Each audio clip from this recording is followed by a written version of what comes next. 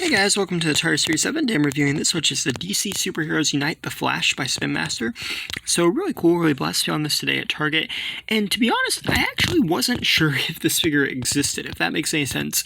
When I bought The Flash last year, actually around this time last year, I found the metallic version, and I didn't realize that there was actually a different version. This is based on like more of a comic book kind of looking Flash.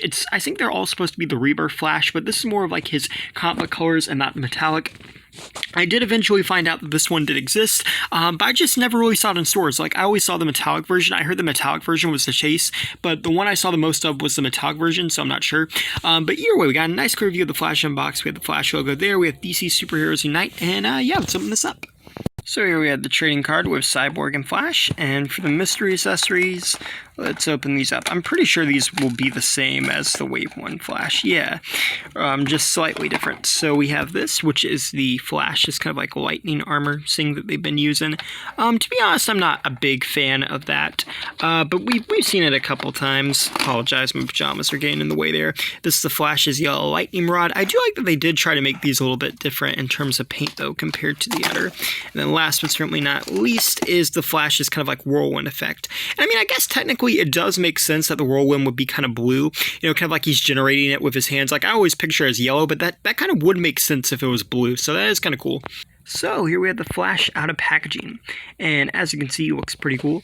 And the main differences here is really just the paint. As you can see, they're like bright red, and he has these yellow boots, and they look pretty good. I like the mold detail on the boots. You know, it's what we've seen before with this particular mold, but that's not necessarily a bad thing. I like the little cuts on there, and then moving down, you can see lightning patterns around his like arms and wrists. It would have been cool if they were painted, but either way, they do look really nice. And where the yellow is more of a gold, it's like a bright yellow on this one.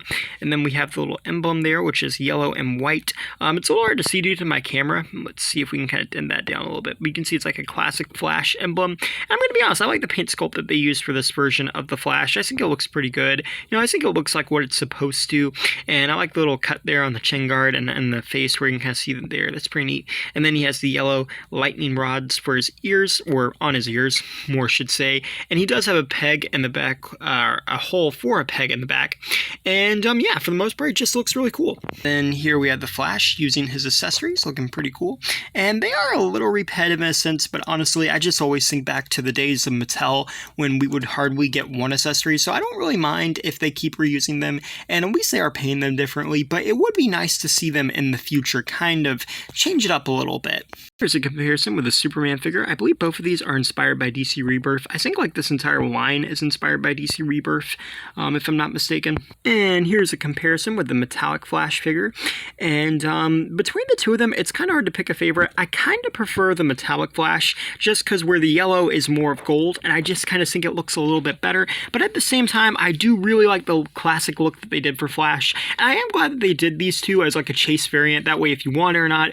Personally, like I said, I've never really seen the classic version that much. I've seen more of the Chase, supposedly Chase metallic version than I have the classic version. But either way, I do think they're really cool, and I am glad that they did both of these to kind of give fans both options.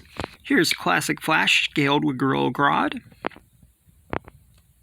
And lastly, but certainly not least, here's Classic Flash scaled with Classic Reverse Flash. And I will say between two of these, between the Flash figures that they made, these two look the best together because, you know, the Chase variant Reverse Flash, or the Chase variant Flash looks cool, but the metallic paint doesn't really match up with the Reverse Flash and the way that this paint job does. I still think they're both cool, but this one definitely kind of feels like they're coming out of the, kind of like the same comic or something there. And yeah, I think this is pretty cool. Thank you for watching. Please rate, like, and subscribe.